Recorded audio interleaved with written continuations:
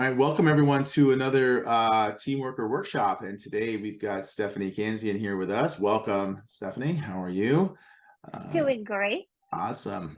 Stephanie's going to cover choosing your words carefully and talk a bit about AI and why it's not going to replace good copywriters. And I think more importantly, how to really leverage it. So I'm going to turn it over to you, Steph. Thanks for hosting today. Thank you very much, Phil. Happy to be here. Hello, everyone. Once again, my name is Stephanie Cansian. I've been a copywriter since 2016 and kind of doing it on the side, part-time freelance, now full-time freelance.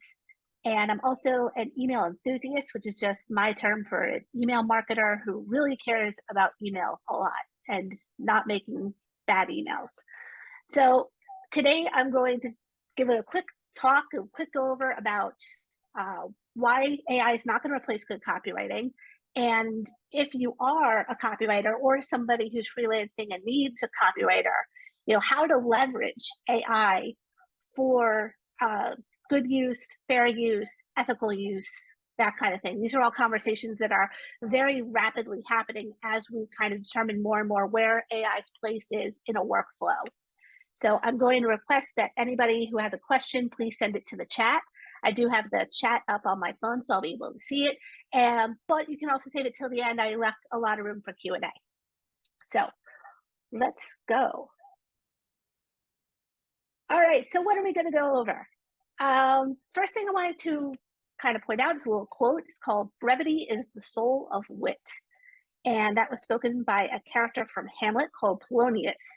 And the reason why this is so relevant today is because Polonius in the play was the most long-winded character. Everything he said was a massive speech. But the most truthful thing he said was that brevity is the soul of wit. If you can concisely state an idea in a few understandable, good words, then you've captured someone's attention. And that's kind of where AI is both a help and a hindrance. So here's the agenda for today. We're going to go over what is AI, what can it do, thinking outside the work, which I'll explain in a little bit, a couple examples, skills versus learning, and then Q&A. So short, sweet, to the point. That's how we roll. All right. So what is AI? Artificial intelligence. It is, in as concisely as I could describe it, machine learning based around a statistical model. And what that means is that after getting fed thousands and millions of sentences, documents, books, magazines, all these things, the machine code has kind of figured out the highest probability for certain words working together well, meaning that the usually follows cat. There is a high probability of that happening in the sentence, so that's what the machine is going to put out. What is OpenAI? OpenAI is the big AI engine that everyone's kind of talking about right now. The quote from their website is, "We build our generative models using technology called deep learning, which leverages large amounts of data to train an AI system to perform a task." What it does is it pores over millions and millions and millions of documents and papers, and it creates a statistical model that it continually learns on, because language does evolve, about which words probably follow in the correct order based on these constraints. That's a really important distinction to make. So what is ChatGPT-4, which is the other big thing that a lot of people are talking about? That is the car that drives the big engine. Their quote is, "Our text models are advanced language processing tools that can generate, classify, and summarize text with high levels of coherence and accuracy." And what that means is that if you speak to ChatGPT-4 or type to it in natural language, it can figure out what you are asking it with a high level of probability. You're going to hear me talk a lot about probability because that's how machine learning works. It takes a statistical model of what sentence structure looks like, and it builds a sentence based on the highest probability of words, based on the constraints that you give them through the ChatGPT format. Okay, now that's covered. What can AI do? It can do everything, according to enthusiasts. It can write you books. It can write you websites. It can make you videos, it can make music, it can make art, it can do everything, but also not really. AI is a statistical model, and it can only create if it is given constraints. And I use the word create very loosely. It's more like generate. So here are my top 3 things that most people kind of have discovered that they're using it for. Number 1, market research. It makes doing market research very simple because you can go to Google and type in, top tourist destinations of 2023, and it'll give you your list of websites.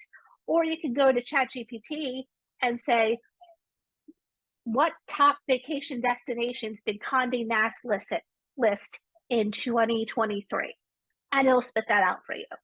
And then if you have an additional resource, it'll do that. So it makes everything very simple. It can take these kind of complex, researchy questions, simplify them, and spit them out into a format that you can then use. It can fact check, at least as a pass through. If you go into ChatGPT and say, is the dodo no longer extinct? It'll kind of come up with something, and then you can use that as like a first pass. So it'll say something along the lines of, scientists reports that we might be able to, replicate the dodo. And then your responsibility as a human is to take this massive quantity of data that's been simplified for you into the most probable logical statement and make sure it's correct using verified sources. I use a website like Snopes.com, which has been verifying rumors and facts across the internet for like 30 years. So they are a trusted, verified source. So it can fact check things for you very quickly, but as a human, you kind of have to do the deeper work. So it'll trim away, you fine tune. And then number 3, steal our jobs. And then I say, only if you are mediocre with no desire to advance. And that is the key, because AI can create a statistical model and replica of something that has already been done, and it can do it very accurately. So if you are at a level where you can be replicated, then you have 2 options. You can either stay in that level and hope that you're not replicated, or you can continue to grow, learn, increase your skills, and create a distance, a quality distance between you and the thing that can replicate you. Give that a moment to sink in. So thinking outside the work. A lot of times people say they're going to steal our jobs because you can go to something like ChatGPT and you can say, create a sales page for a new athleisure brand that's focused on women ages 35 to 55 with large thighs. And it'll create a sales page for you. Like, it'll do all that typing for you. And then as the human, it's up to you to kind of go through and make sure what it typed out is something that could actually work. Again, this is a probability model. It's taken a look at millions of sales pages, millions of athleisure wear pages, and kind of spit out what it believes is the most proximal representation for what you're asking given those constraints. So without this feature, if you were to create a sales page for a new athleisure brand for women ages 35 to 55 with large thighs, where would you spend the time on the project? Well, you would probably spend about half your time researching, especially if this was an area you were unfamiliar with. What are our most popular athleisure brands doing? What do their sales pages look like? You could create a word cloud using specific SEO words. You'd do a lot of research on this.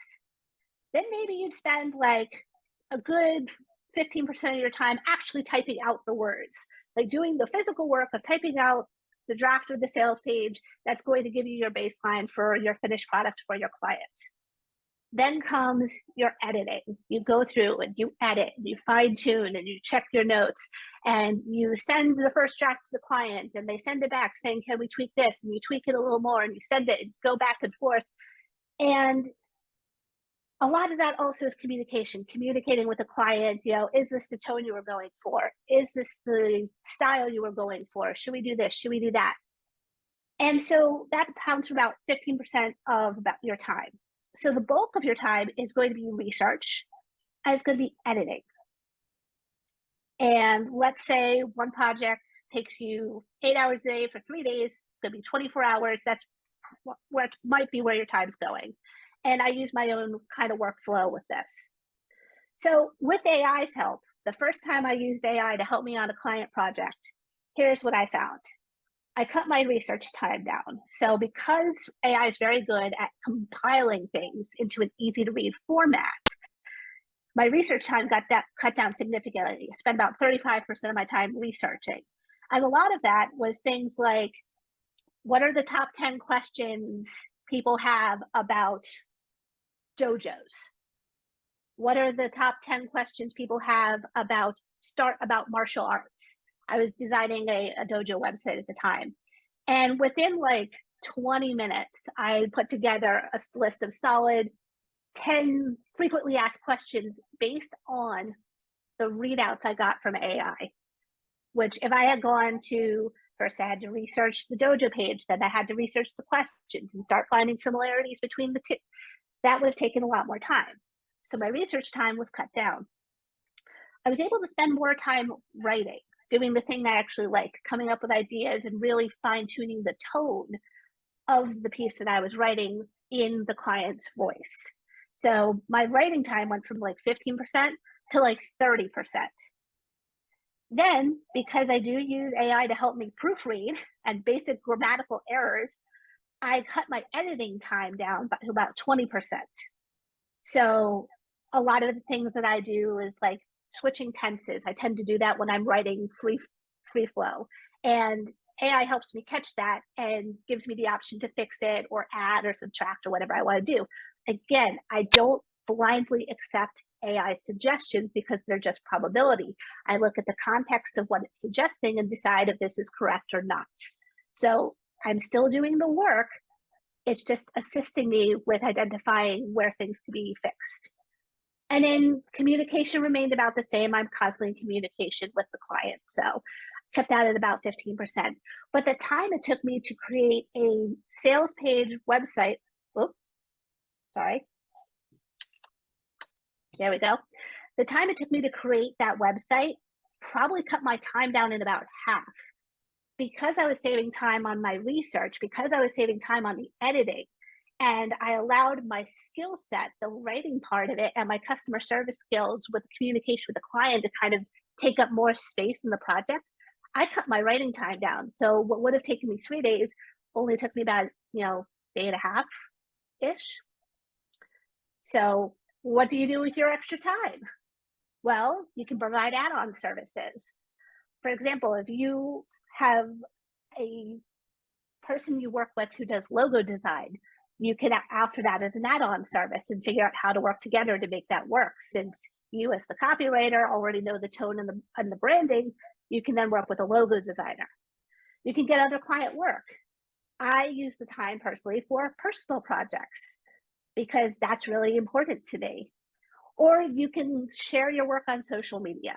I've just completed a client project. Here's some of the coolest things about it. Go check it out. One of my favorite marketing branding companies called Day Job does this very well. So, pros and cons of AI. Pros of AI, it's an amazing tool. You can use it to be more efficient in your business and your service offerings. You have the potential to offer services that act as a value add for what you've already got going on. Like, it does give you that time freedom and also allows you to kind of explore things like branding, stylistic design, things, even creating this slideshow. I used Canva to help with a lot of it, even though all the written content I did myself, which is why there are some typos. I did that on purpose. Some cons of AI. This is stuff to know, especially if you're a copywriter or you're a logo maker or a designer or a movie maker. Anything created by AI is not protected under intellectual property law. least here in the United States. So anything you create has to be predominantly made by you, a human, and the rights, those intellectual property rights, would then either stay with you or be passed on to the client, however you have it set up. There are already systems in place that check for AI use and copying or plagiarism. Grammarly, which is one of the tools I use, has a plagiarism detector built in. So if I write anything that's even remotely similar to something that's already out there, it'll actually let me know. So while it's tempting to offer a logo designing service yourself because you know you can use AI to create the design, if you do that, because it was predominantly created by AI, there is no intellectual property right.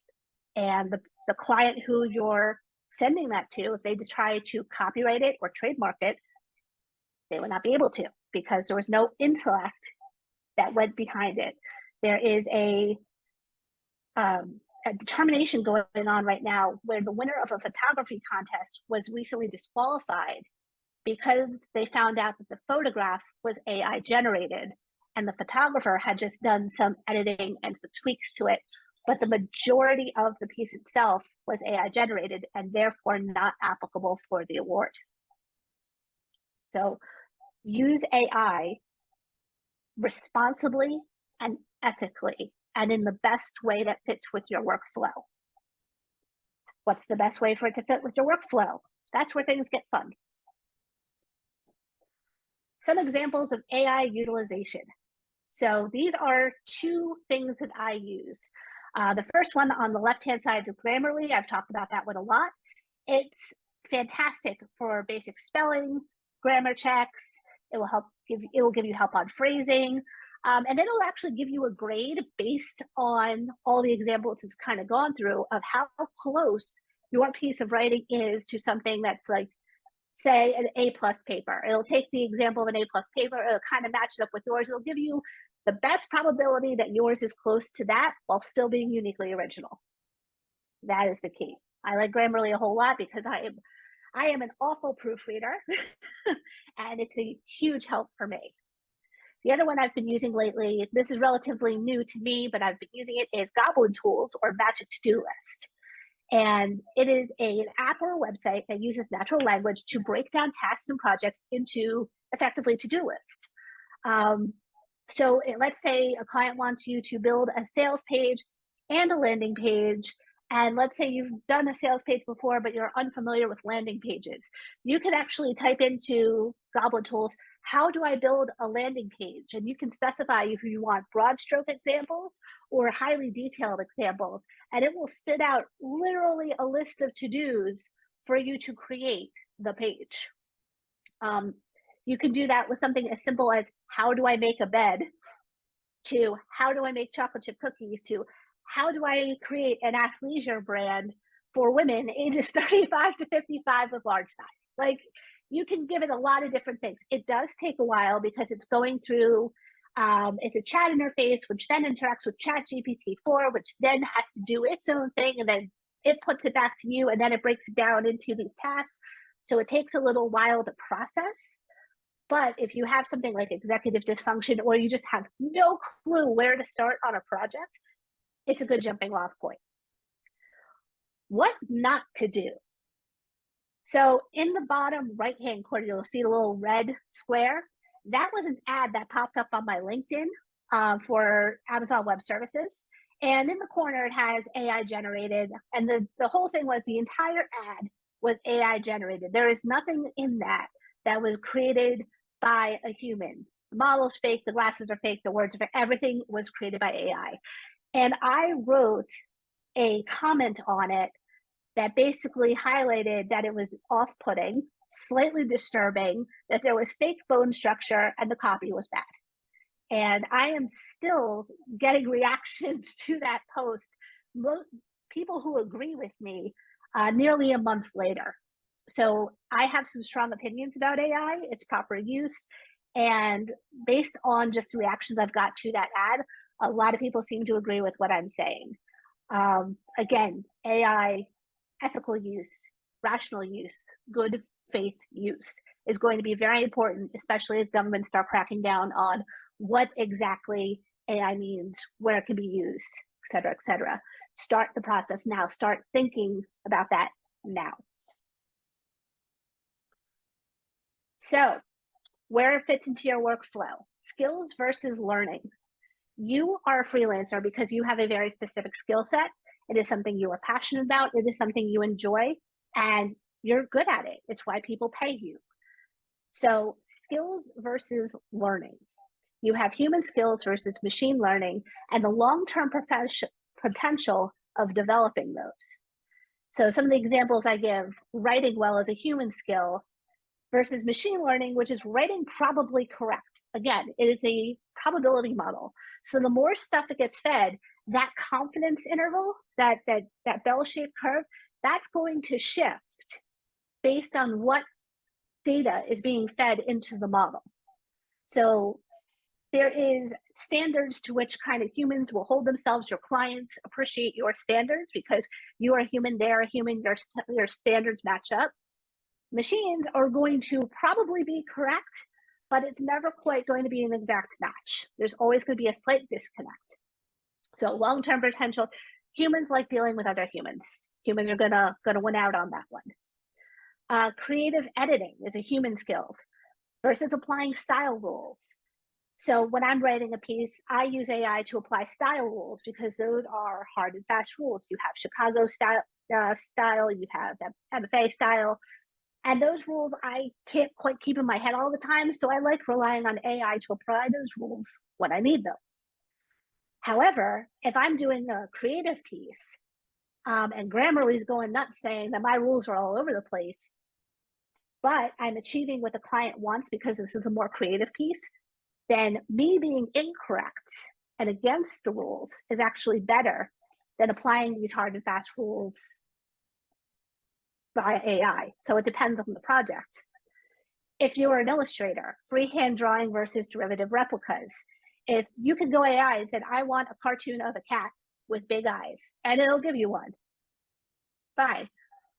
But somebody hires you because they specifically want a cartoon of a cat with big eyes in this position, playing with a mouse, and AI can't quite get it right because maybe this is something that's never been made before. So then you take it and you make the cat tall and skinny instead of cute and fluffy. Or you take the mouse and you make it 5 times the size of the cat because there are no rules with freehand drawing. So humans disrupt and draw attention and are able to take something and completely play around with it.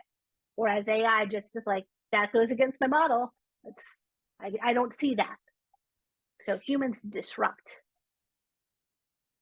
A human skill is an ability to discard. If we read something or we see something and we're like, that's not good. It's just that gut feeling, like that's not good. We have the ability to discard it. Machines learn from everything that they are fed. So you have quality versus quantity. Machines can't really perceive quality. All they can do is accept quantity and create a probability model based on that. That leads us right into the potential for innovation. And AI is only as smart as the person who programmed it. And I mentioned this in my social media that I have probably read more bad fiction than any programmer who has ever developed an AI. So I can tell when a piece of fiction is bad. And I can tell when a piece of fiction is really startlingly good. And then I can take my skill and I can innovate on it based on the experiences and the readings and all the stuff that I'm intaking as a human. Machine learning will basically intake, the model will shift, And if AI starts consuming too much AI, then you're going to start coming up with AIs creating writing for AIs, not for humans, because their probability model has shifted so much. So humans win. So here's a real life example of that happening. And I know you can't read it, so I apologize about that. I'm going to read it for you. So I wrote into AI, because this was based on a client call, shorten the following statement. I felt sad that I was missing out on a lot of family stuff. I missed so many things. but I was also happy because I was creating my art. And it gave me the response, I felt sad about missing family events, but happy creating my art, which is exactly what I asked for. It shortened that statement. Then I asked, can you make the statement punchier? And it came out with, sad missing family, but happy creating art. All right, a little bit better. So I said, can you make the statement more memorable? And it came out with, family misses art bliss. I'm like, can you try that again? And it came back with, missed family moments make art magic. Like, fair, okay. Can we try that again? And it came back with, family missed art kissed. And that's where I said, nope, that's enough. That's it. That took me maybe like 5 minutes. But on the call with my client, 2 seconds after he said that, I had written down, sad to miss, happy to make, which the client was so excited, he asked if he could just use that. And I said, absolutely, I'm here to serve you. So wrapping everything up, AI is not going to take your job as long as you recognize that as a human, as a person, you not only have the responsibility to use AI ethically as a tool to help you become better at what you do and more efficient at what you do. You don't give it the wheel and make it drive. That's going to be a race to the bottom because everything will start sounding the same. Everything will start sounding AI generated. And it's only the ones of us who continually hone, craft, practice, and share that use AI as the tools they were meant to be and not as the framework from which to live that are going to make the difference. So thanks, guys. Any questions? Wow, thank you, Steph. That's awesome. I'm gonna actually put my video and my audio back on. And you can stop the share if you want, Steph. That's fine. Yep. Yeah, great. Thank you. Now you're here twice, by the way. Oh, let me get out of this one. That's okay. Sure. No, I know you're presenting. So I don't know if AI as a tool is fantastic. I think the example you gave at the very end there, where your client asked you to write something, you said make it punchy or things like that. It struck me as those are just AI was coming with bad haikus, right? It's like Yep. goes together. It's a really bad haiku, right? That's interesting. I have a few questions. I don't know. I'll let other people sort of you can either put them in the chat or raise hand or things like that. But I will let other people kind of think through a little bit as I ask this one for you. Have you ever had a client ask you not to use AI? Has that come up? It's recent, right? I mean, this whole thing's really exploded on us this year, so maybe in the next 9 months or so, 8 or 9 months. But yeah, have you ever asked ask you not to use it? I have actually. So I've had clients who have specifically asked me not to use any form of AI in anything that I do for them. And it's one of those things where they could, if they want to do their due diligence, then anything I wrote, they could kind of run through one of those AI detectors and see. But this was when it like first kind of started blowing up. And so it was very faith-based. Like, I trust that you are going to honor my request. Right. And I said, absolutely. But I'm going to tell you up front, I am not a great proofreader. So any errors are going to be definitely my own, and I will do my best to catch them. Right. So, and they were appreciative of that, but they were very like concerned about AI, about where the information goes, about who's able to see it and when and where. They wanted to have control. So anything I created, they didn't want nothing to do with AI, and I honored their request. Yeah, super interesting to hear their concern about what you fed into the model too, right? You might be doing something and feeding the model. Yeah. We do have some. Yep. Thank you. That's interesting. You have had someone say don't use it, and that's interesting to me. We do have Oriel had a question. I think he says, do you think AI can help copywriters to better understand their audience? Absolutely. That falls into market research. So like I said, beneath the athleisure company of like age 35 to 55 women, like if you're a 20-year-old man, that's clearly going to be a demographic you're not that familiar with. So in that case, going to AI and saying, what are the top 5 athleisure brands for middle-aged women? It would spit out a list.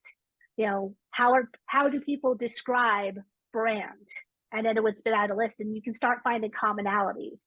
So it's taking that market research and simplifying it for you. You still kind of have to do the legwork, but instead of like going door to door to each thing, you can use AI to simplify the process by asking the right questions. Mm-hmm. Yeah, it kind of goes back to prompting, right? How do you prompt the model? How to prompt it correctly. Yeah, I love I love your point there about it kind of only, it sort of, it can only answer what you ask of it, right? And that's, you kind of alluded to that in your conversation there. Glory mentioned that, imagining AI to be like the automation of the 1950s and 60s, all the automation and all this kind of stuff that was going on there. Probably still goes on.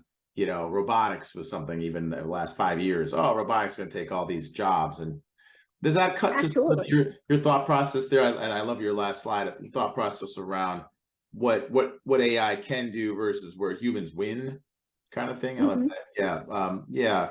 What do you think about that in terms of obviously we talk a lot about freelance professionals. Have you, and I know, for example, Oriel, I know he's a developer, stack developer there. So React and things like that, and MongoDB and all that kind of stuff. Have you seen, what have you seen so far, Stephanie, on taking jobs of freelancers, or have clients said, I'm going to use AI on my own to do this? I think it's a little scary. It'd be like, I'll do robotics on my own, or I'll automate on my own. In fact, I don't know. It seems a little crazy. But have you seen that, Stephanie?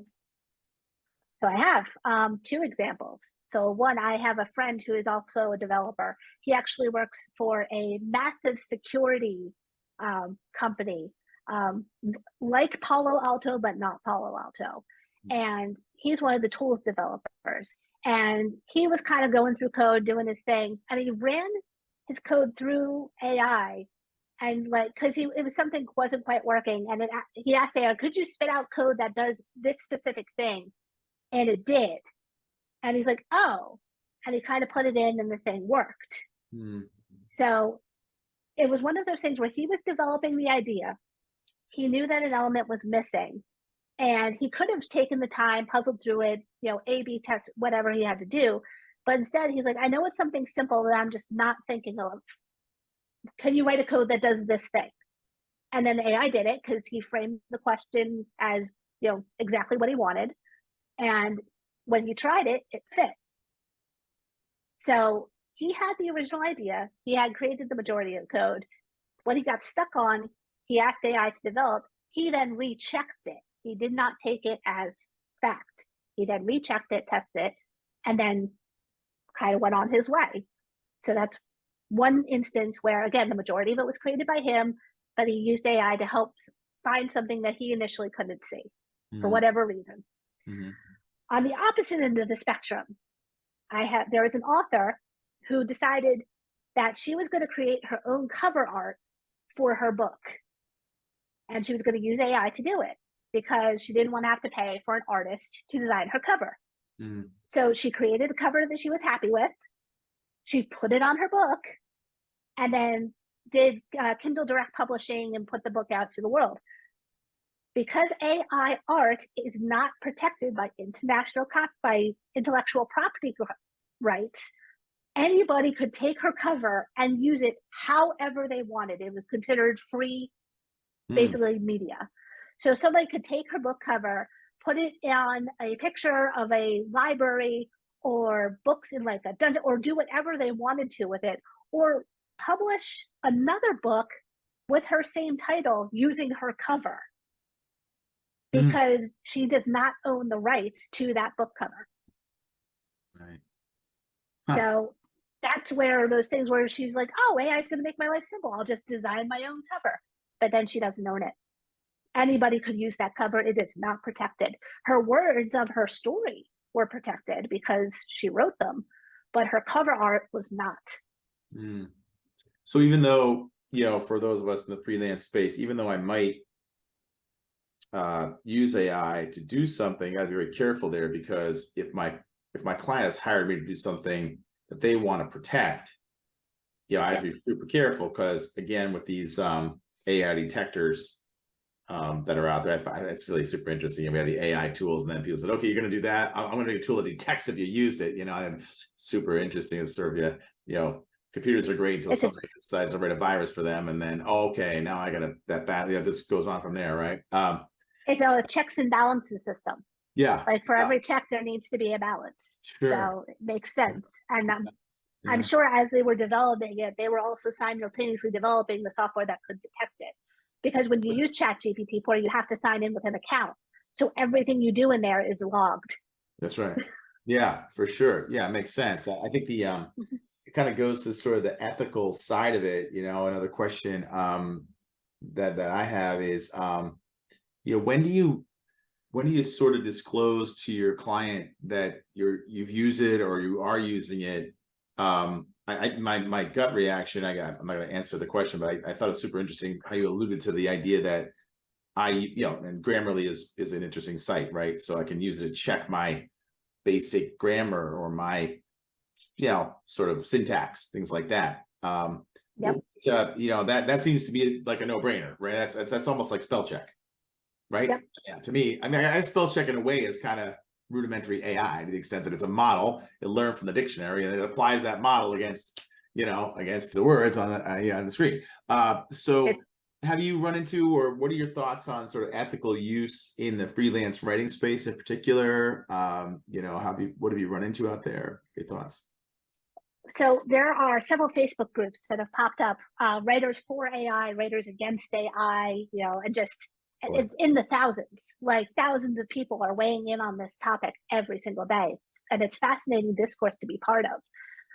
What I've been seeing in a lot of these writer groups, and because I'm a writer, it's mostly writing that I focus on, is they'll actually put disclaimers like no AI was used in any part of the production of this, or no AI was used in the writing of this, AI was used in the character design, or AI was used in the proofreading. That's what I usually put at the end, because I do a Substack.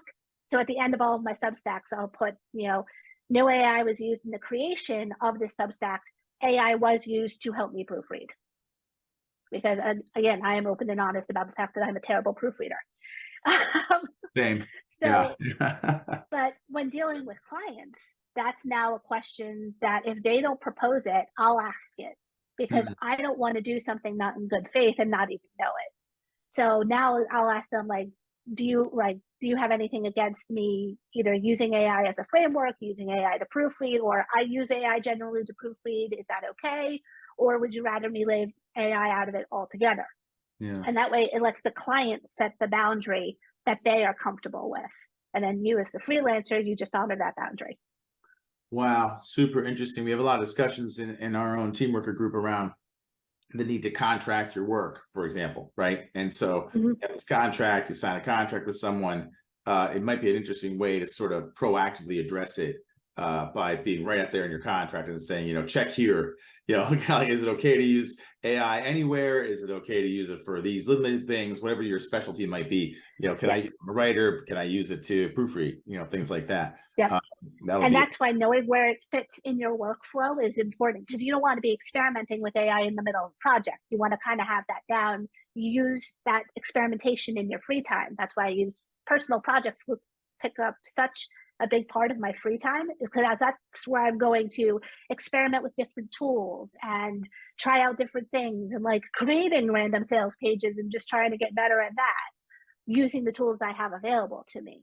And it's like, whenever you put into AI, I always assume that AI is going to take it and add it to its massive library. So kind of like the minute it goes up on the internet, anyone can see it.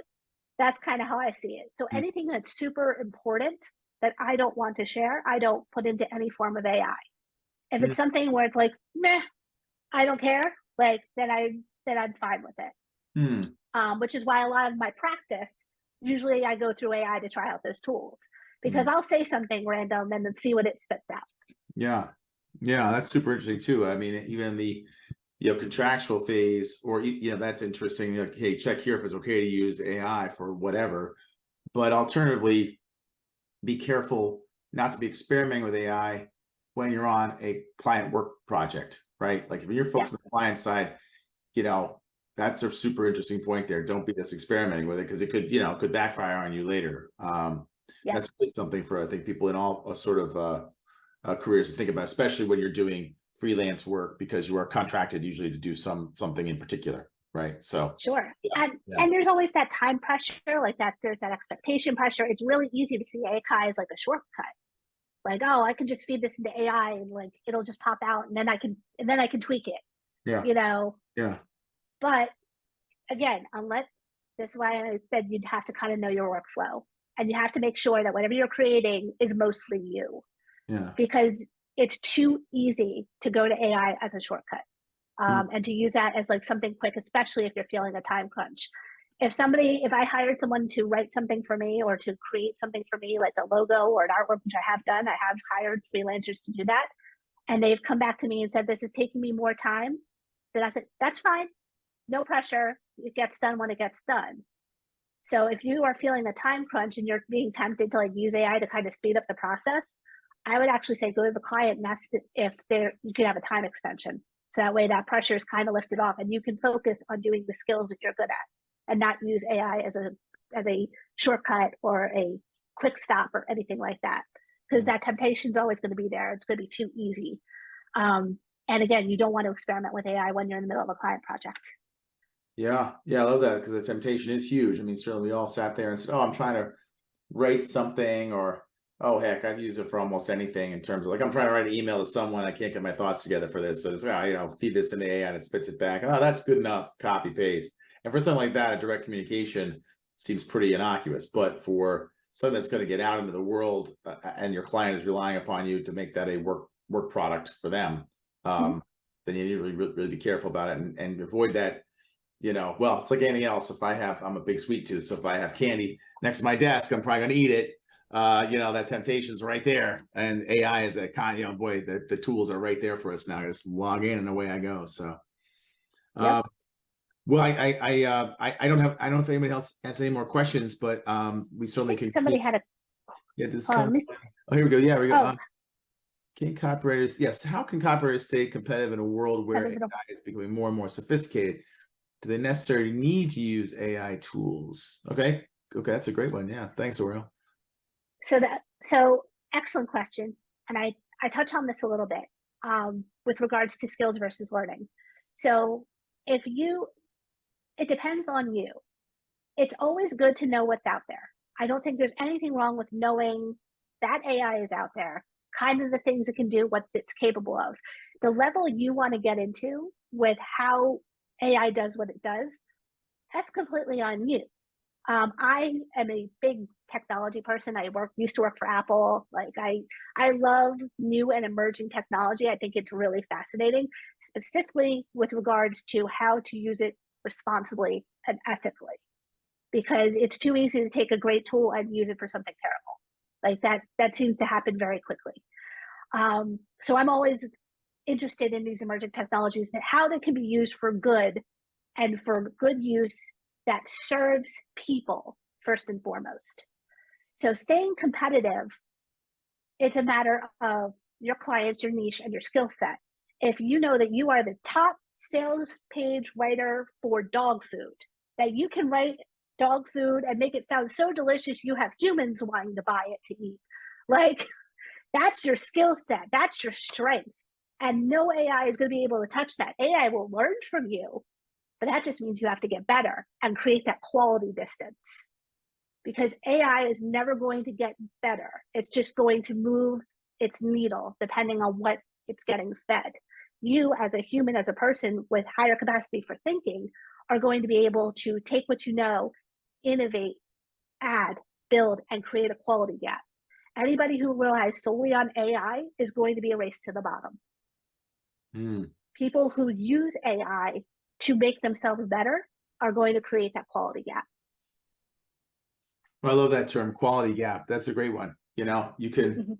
yeah, I love that point. I mean, I think that the idea that, we all could just jump into AI and, have some kind of output, but you're going to get this, given the same prompt, you and I are going to get the same output, right? I mean, that's just what it's going to be. Yep. And your point about AI doesn't actually learn, and machine learning is a funny term, right? It only can amass information and start to make educated guesses about, like what you said, what the next word's going to be in the sentence. I like pizza. Well, will pepperoni be a word that comes before pizza, right? Yeah. So that, yeah. And and Gloria just said in the chat, it's like handmade clothing. It's more quality than machine sewn. It just is. That is true. You pay a higher price for it. I'm gonna use that, Gloria. That's really good. Like if someone asked me, "Hey, Phil, could I just feed this to AI?" We get it all the time in technology space as well, managing technology or anything you get. I'm sure Oriel sees it right now. I could probably use AI to write some React code. Right, I could do that, but that's not going to be the quality. It's going to get something done. It might get it done, but it's not going to get it done in the way you want to get it done, right? There's a big difference there. So the clothing might look like it's a hand, it might look certain quality, but once you put it on and wear it, it's not. So yeah, super interesting. Well, I really thank you for this. I want to be conscious of people's time. If there's any more questions, we certainly can take them up in the Slack group. I want to thank you, Stephanie, for hosting today and presenting today. Super interesting stuff. Like we do every other time, we'll take this and do some post-production on it and then post it up to our YouTube channel. So we encourage everyone to see us there. And like I said, follow up in our Slack channel if there's any other questions. So with that, I'll stop. Always happy to answer. Thank you very much.